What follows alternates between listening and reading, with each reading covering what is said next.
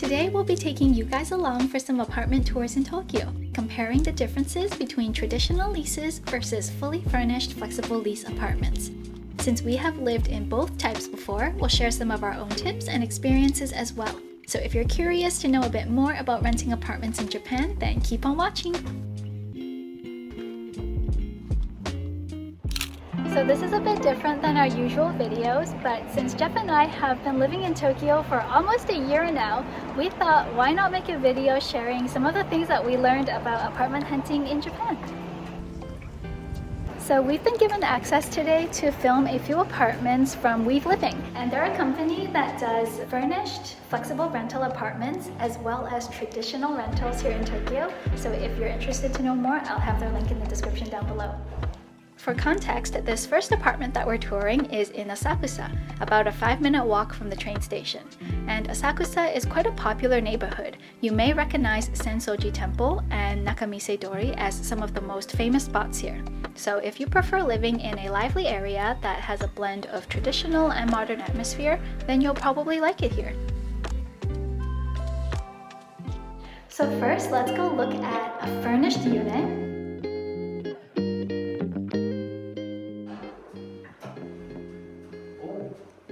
Gotta take off the shoes in the gate, huh? So right as you enter, you'll see that there's a good amount of built-in storage for shoes, and on the bottom right is a compartment where you can store your umbrellas.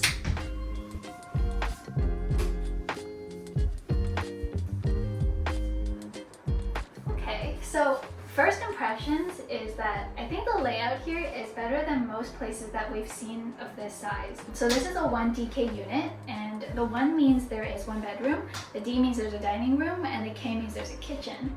But the way that they've arranged the furniture here makes it feel like it's a 1LDK, because there's like a whole living room back there. This place is actually very similar to what Jeff and I lived in for the first few months that we were in Japan, because we also rented a furnished apartment for like the first half year that we were here. And the thing that's really convenient about places like this is that, of course, there's all the furniture, but also there's kitchen appliances, there's towels and linens, utilities are all set up, so it's totally move-in ready.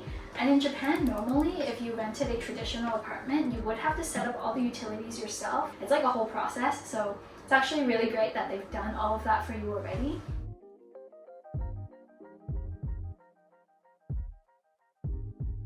So I actually really like the bedroom nook because you can close it off and make it really nice and cozy. But even if you do, there's still a window inside so you get fresh air and direct sunlight.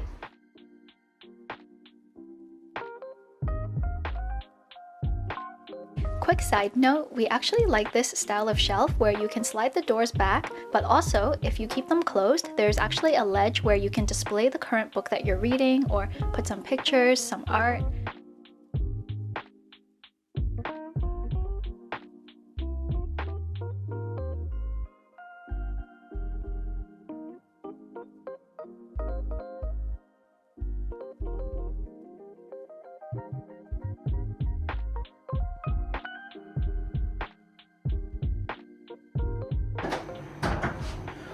Garbage can's kind of annoying. It's kind of annoying with both these cabinets.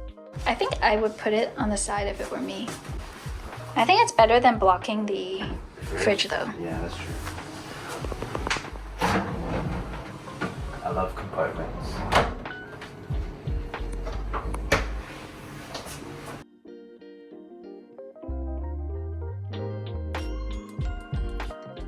Another thing that I quite like is that the kitchen is open, so it faces outwards. And open kitchens are kind of hard to find when it comes to smaller units like this. The one that we stayed at when we first moved to Tokyo did not have an open kitchen. So yeah, this is definitely plus points here. Like no bonus countertop when you need it.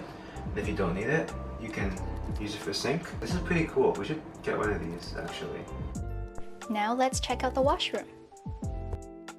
This is the main sink where you would do, your brushing, shaving and stuff.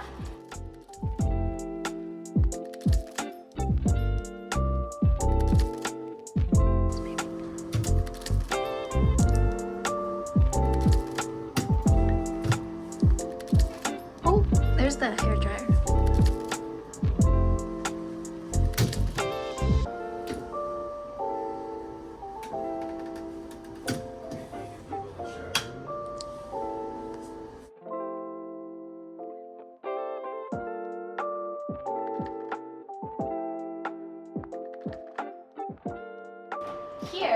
is also one thing that I've really been enjoying about Japan is that the showers are usually shower rooms. So it's an entire room that can get wet.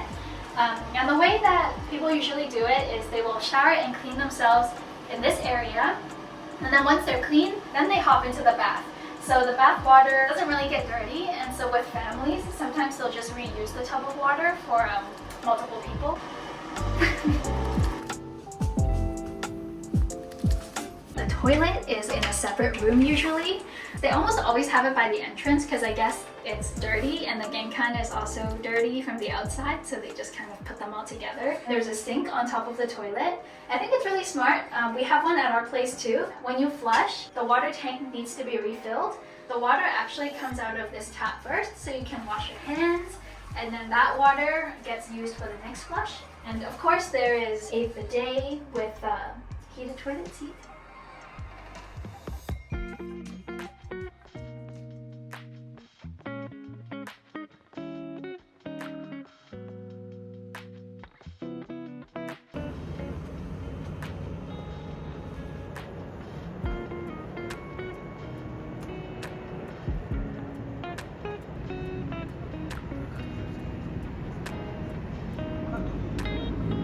This is an escape hatch so that if there's an emergency, like a fire, you could go to the balcony below you and you can keep going down all the way until you're safe on the ground floor.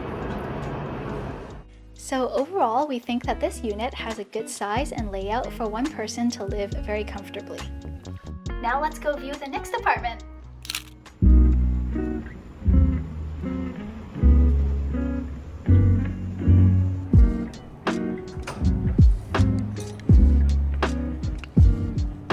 Now we're in Morishita, which is more of a quiet and residential neighborhood, and we're going to show you guys a couple more apartments here.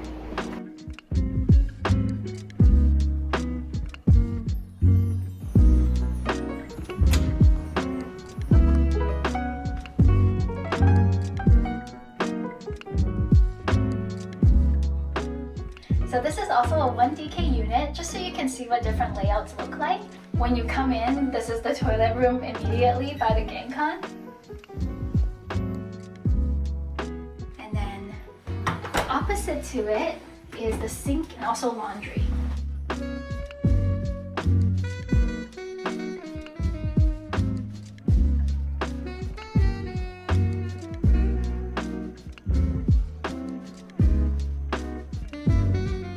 Now let's continue inside. Okay, this kitchen is not an open kitchen, but it's pretty good considering it's a 1DK because you do have a bit of counter space to do stuff. And I know some places, like the first place that we lived in, I think the counter space was like maybe 3/4 of this. And there's nothing on this side either. Yeah, and then we didn't even have like this space here. So when you're in Japan, every like inch of space matters, because here you can already put like a couple bowls and stuff, fill your soup, and then chop stuff here. So yeah, it matters. So there's the kitchen, and here is the dining space. Again, the zoning is so important because I can feel it's a 1DK, but I can feel that it's like kitchen, dining, and living room. I like that the living room feels like a full-size living room. You get a lot of distance between the sofa and the TV, so that's good. Got some plant for the garbage bin right next to the couch. Probably you can move this if you rent here. Oh wow, nice TV here. Nice window.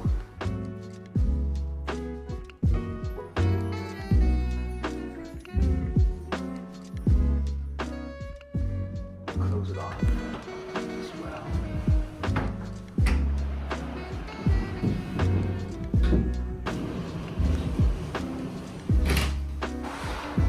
There's a good sized closet. You may have seen this laundry contraption if you watched our very first Tokyo apartment video. It's pretty handy to dry clothing with these poles because they can be easily installed or removed from the ceiling. So if it's raining and you don't want to hang the laundry outside to dry, you can hang it here. And it should be right next to the air conditioning, and I'm pretty sure there's a heating drying option, so it'll dry your clothes really nicely. Kind of see far into your distance. Very nice. So we quite like this unit, and it's a good example of how a 1DK could work well for couples as well. Okay, so we just toured 2 furnished apartments. We have the one back in Asakusa and also this one in Morishita. And we want to know which one you guys would choose for yourself, so let us know in the comments below. In the same building, we're going to take you to see an unfurnished apartment, which is also known as like a traditional rental.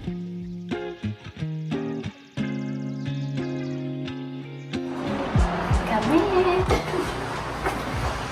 Okay, so this is an unfurnished 1 LDK. You know, 1 bedroom, there's living room, dining, and kitchen.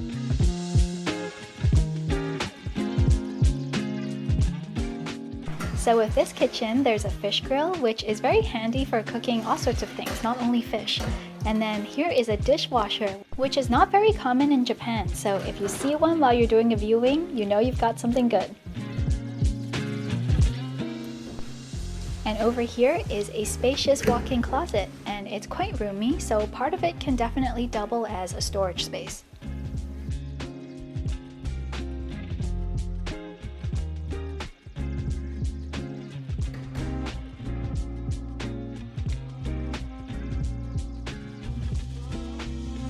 The bedroom has a built-in desk, and you'll just put the bed here. So my head would be that way and my feet would be that way.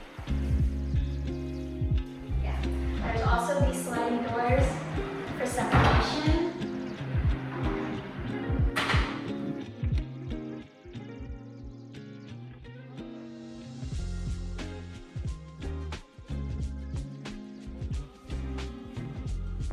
You might have noticed that the washrooms in all 3 apartments that we viewed look quite consistent. And one reason is that the units were recently built and so they're using new designs. But if you ever get to see some older homes, you'll notice that there can be quite a big difference in the washroom, and in some cases the toilet and shower might actually be in the same room.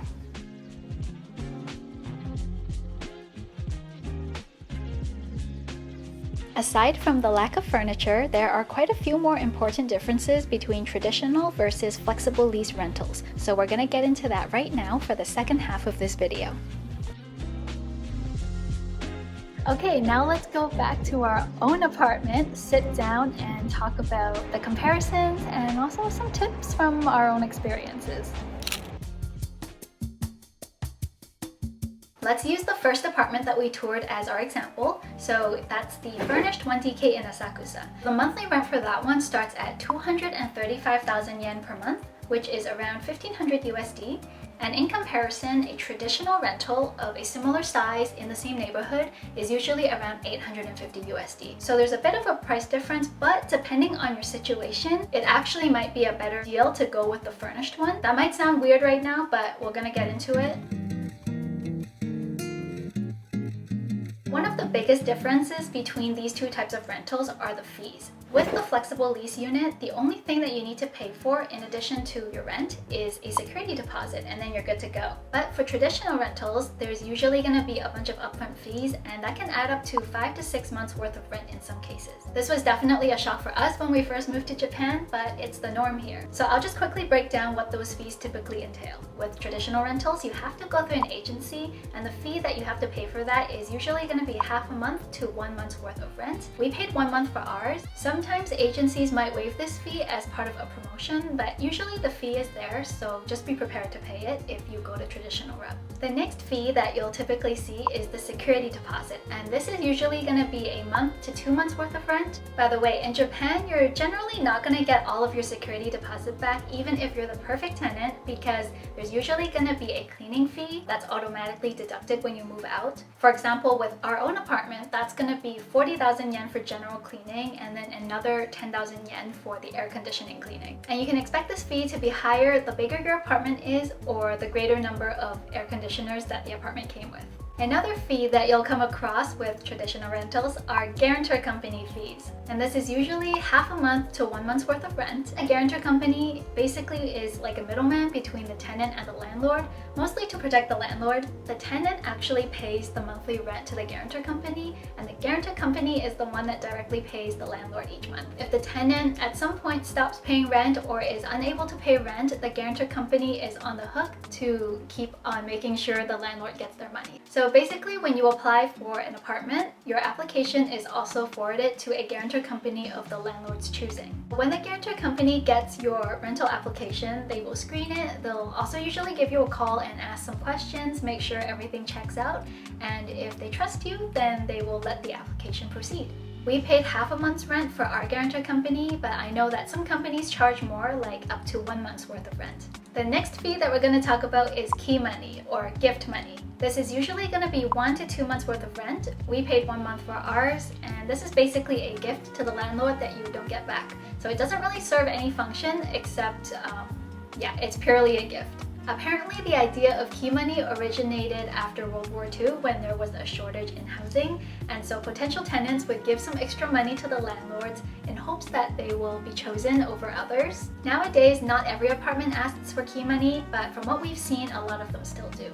Okay, and the final common fee that you'll see with traditional apartments is lock exchange fee.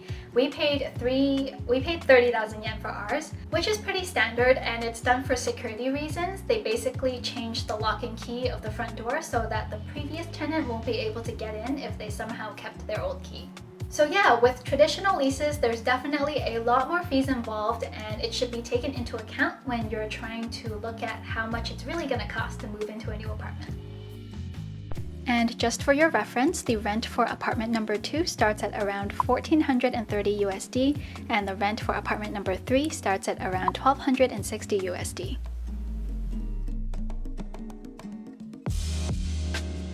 Now let's talk contracts. So in terms of contracts, depending on how long you plan to stay in the apartment, it may or may not be an issue for you. For flexible leases, the rental duration is pretty much up to you, so it's quite a good option if you're not sure what your future plans are going to be. With Weave, the minimum stay period is 1 month, and you can keep extending until you want to move out. With traditional rentals, the contract period is usually going to be 2 years, and you can leave early as long as you give a month's notice in most cases.